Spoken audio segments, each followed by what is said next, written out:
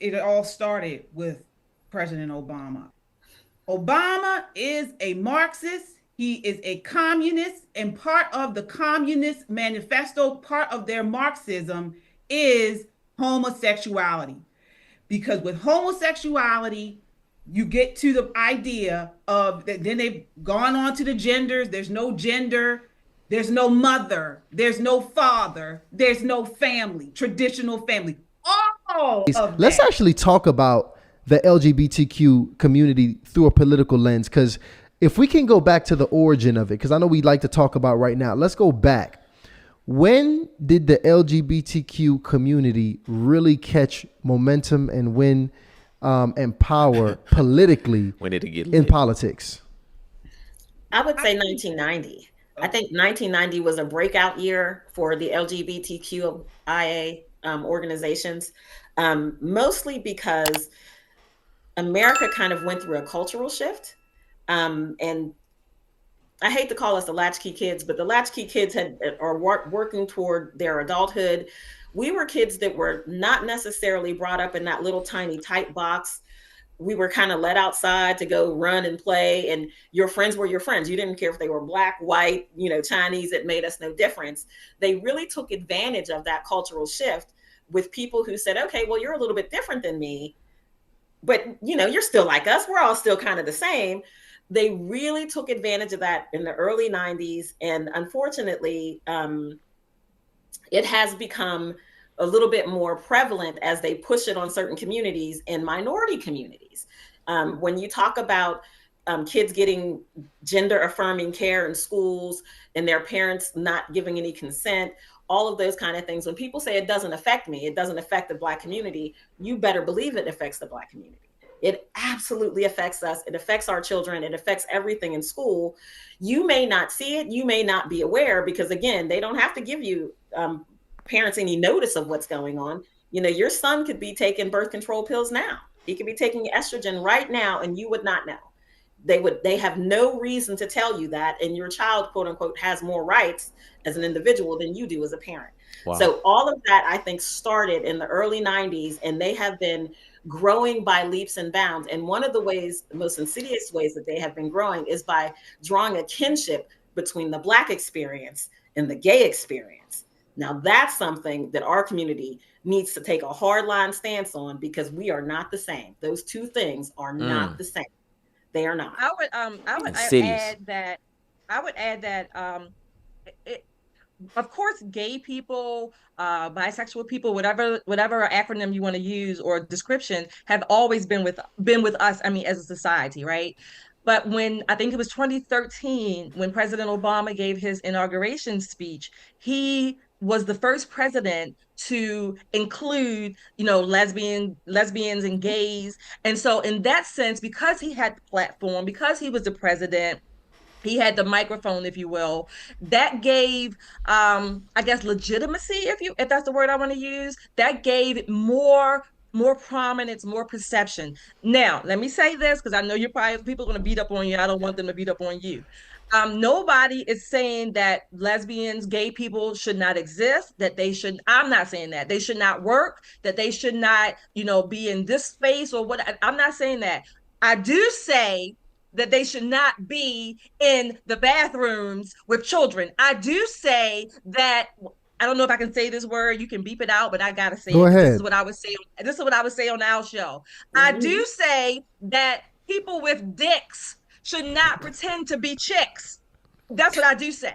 I do say that. We say that too. So, we say that too. So I do say that. So there are lines that I draw and other people draw.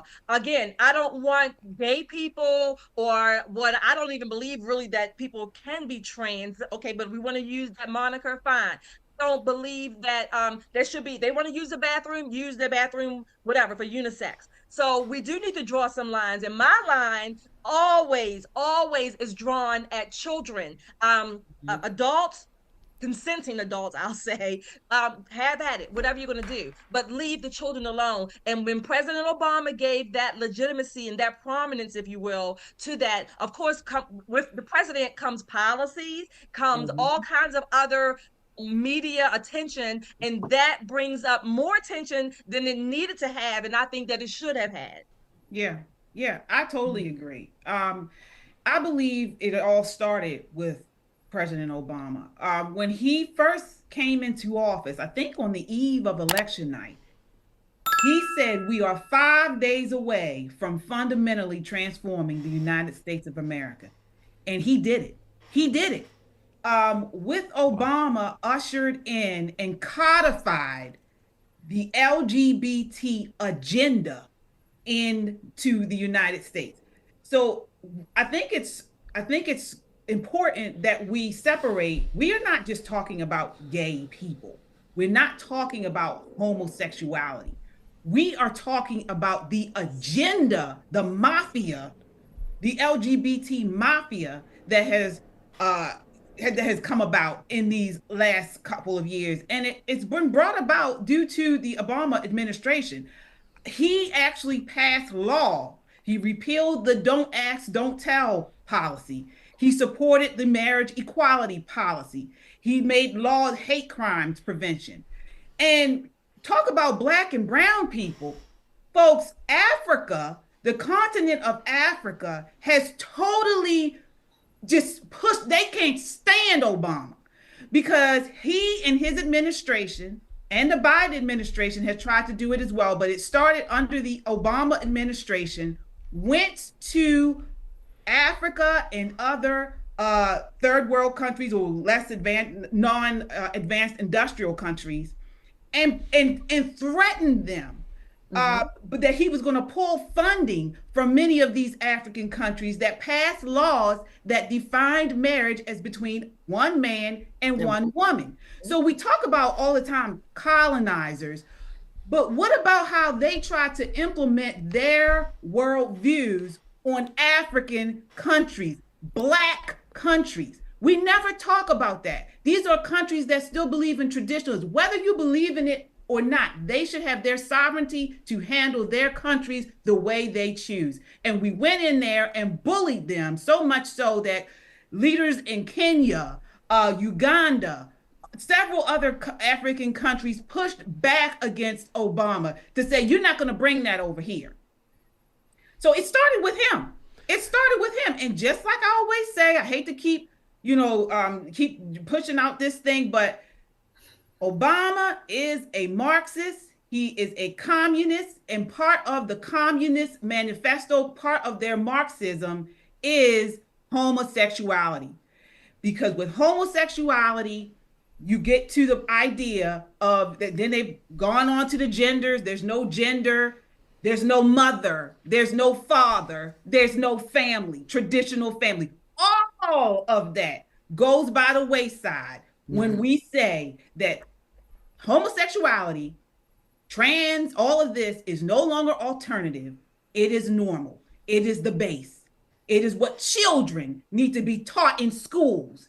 It is what we need to change the bathrooms and have these men that's dressed like women going into bathrooms. It is why now we have them biological men playing sports with girls. All of it was ushered in, and it started with your Black president, Obama. That's some strong words, KJ, because correct me if I'm wrong, the actual marriages, the legalization of homosexual marriages, that was under the Obama presidency, correct?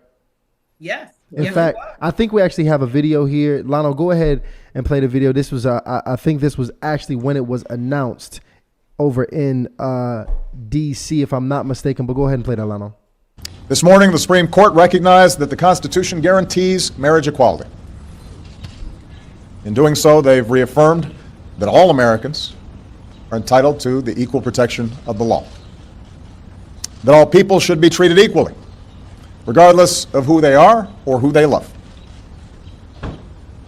This decision will end the patchwork system we currently have. It will end the uncertainty hundreds of thousands of same-sex couples face from not knowing whether their marriage, legitimate in the eyes of one state, will remain if they decide to move or even visit another.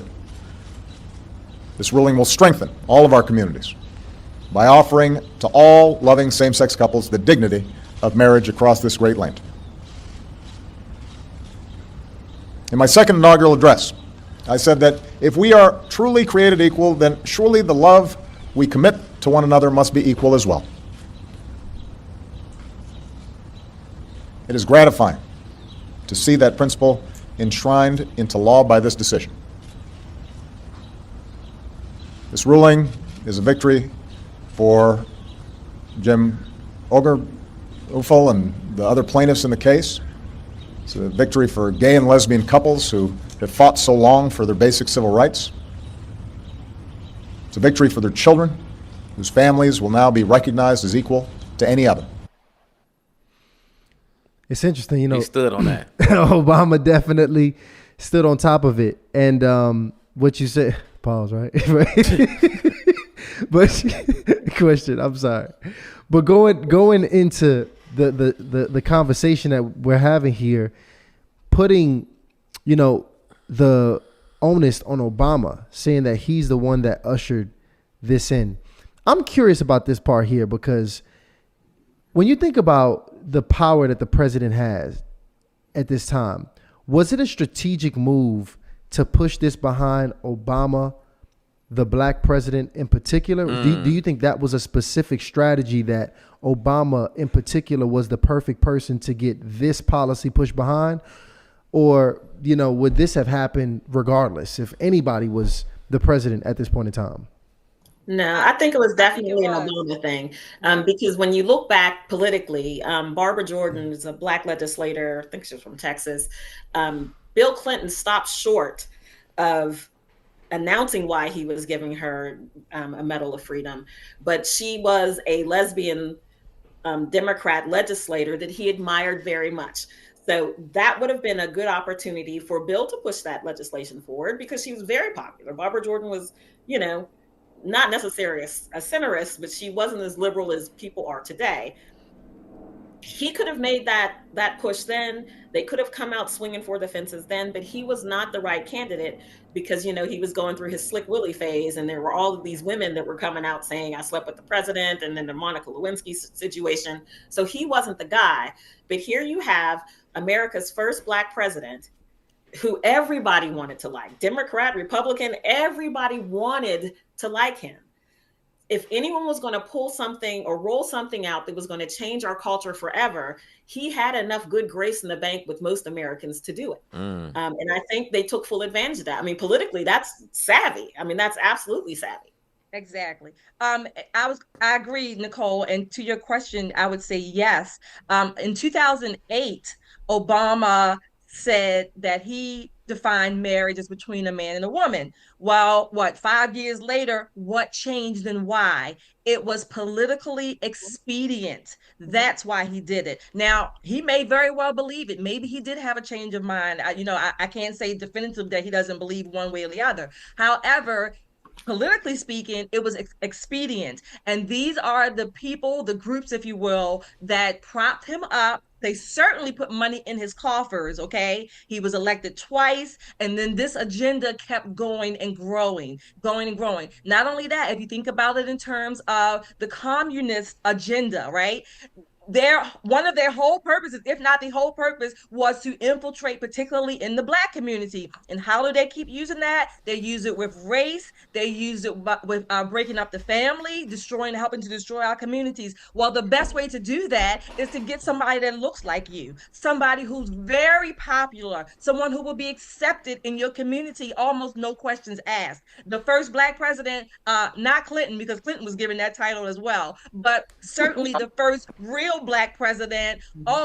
Loved by many. You know, he's smooth talker. He's eloquent. You know, Biden said he was articulate. So why not use it? Why not try that agenda at that time? Well, let me ask this question here, ladies, because before we actually bring some audience members up, by the way, if anybody disagrees with what's being said, please head backstage. And let's I want you to join this conversation. 1,400 people in the chat. But I want to ask this: what's the long-term goal of the LGBTQ agenda? Because at this point, it seems like it's just getting started. If it got pushed in around the 2008 presidency of Obama, what are they trying to get to? Oh, that's easy. And again, I want to make this very clear. I am not talking about gay people in general. We're talking about the LGBTQIA LMNOP agenda. Okay, I have no issue with people, personally, just religiously, that's not my thing. But if you want to do that in your privacy of your own home or whatever you want to do, I'm fine with it. Do whatever you want to do. But the agenda is to destroy family, because look what it has turned into. Now we're talking about people cross-dressing, and first it was love is love, and this is the way you're born. Now it's become, oh no, I'm not born this way. It's how I feel. It's an identity. This thing has transformed into so much. And personally, I believe the end goal is to AI. This is the end goal, because think about it. The left is trying to get rid of gender. Okay, they're trying to say that man, there's no description of man, there's nothing description of woman, mother, there's no mother, there's no father. Really, they want the government to be the parent. But in order to implement AI, in order to implement transhumanism, you have to get rid of gender, because robots have no gender. Robots can't have children. So eventually, and again, this comes from Marxism, communism, eventually they want a system where there will be no parents, there will be no mother, no father, no gender, and then you can fuse robot with this genderless society. If you look at fashion. But I believe that AI is announcing his presence. Let me ask some questions about AI and the Antichrist. Number one, is AI the Antichrist? The answer is no. 2 Thessalonians 2. Let no one deceive you by any means, for that day will not come unless the falling away comes first. And the man of sin is revealed, the son of perdition, who opposes and exalts himself above all that is called God or that is worshipped, so that he sits as God in the temple of God, showing himself that he is God. That is the abomination of desolation. It takes place in the middle of the tribulation. Daniel 9:27, talking about the Antichrist. He shall confirm a covenant with many, that's Israel, for 1 week, that's 7 years. In the middle of the week, he will bring an end to sacrifice and offering. The Antichrist has 33 titles in the Old Testament and 13 in the New Testament. But he's a man. He's a human being. Here's another question. Could the Antichrist be empowered by AI? Yeah. Yes, he could. So Ray Kurzweil, who is the chief engineer for Google, has said humans will be hybrids by 2030. And DARPA, which is the Advanced Research Department of the military, has for a decade and longer been trying to create super soldiers with technology. See-through walls, they can heal faster, less sleep, more strength, go farther. And so technology has been evolving to create superhumans. Elon Musk has Neuralink, which is a chip put into your brain. And one of the good purposes of Neuralink is to help people with Parkinson's and neurological problems, but they're also talking about putting Neuralink into our brains so that they can hook us up to the cloud. And your computer becomes your brain. They have these glasses now where you see everything. They want to put this, and they want to put it in your children's brain so that they can hook your children up to the cloud so they can indoctrinate them faster. Can you imagine that? And they say if your child doesn't have a chip, they'll be considered subhuman, and they won't be able to teach them. And so that's some of the dangers that are coming up. If Jesus tarries, it could be that the Antichrist has some type of a interfacing with technology and AI, and that's what makes him so charismatic and so intelligent. Here's another question. Will the Antichrist use AI to deceive and control the world? Absolutely. Everything is androgynous. They're trying to make no type of gender, no type of masculinity, femininity. If they are, it's bending. You see these masculine women, you see these effeminate men, and effeminate men is not even part of the Bible. I mean, that's in the Bible. You're not supposed to be like that. Right. But again, all of this is geared towards transhumanism. This is what it's coming, folks. Wake up. I'm not gonna lie. I did not expect it to take that kind of turn. KJ went full sci-fi on us. Yeah, he just blew my mind with that one. Transhumanism. Yep, that's where it's going. That is nuts. Wow. But when you think about it, So when you research the idea of no gender, this is where we confuse human and machine. because that way we have no gender. Machines can't have children. They don't want us to have children anyway. This is why they push an abortion on our communities, you know? And again, it's a grift. It's a money grift. Folks, transgenderism is the golden goose for the left. These people are having medical procedures and surgeries for a lifetime. And what better way? You start when they're young, teenagers, you know, and you get them to think that they're trans, and then you get them to cut off their breasts, cutting off their penises. And then you got somebody who's going to be in the medical field for the rest of their life on medication and to getting hospital procedures. It is a grift, and we have fallen for a hook, line, and sinker. It's sad. It's sad. Wow. Whew, man, let me tell you.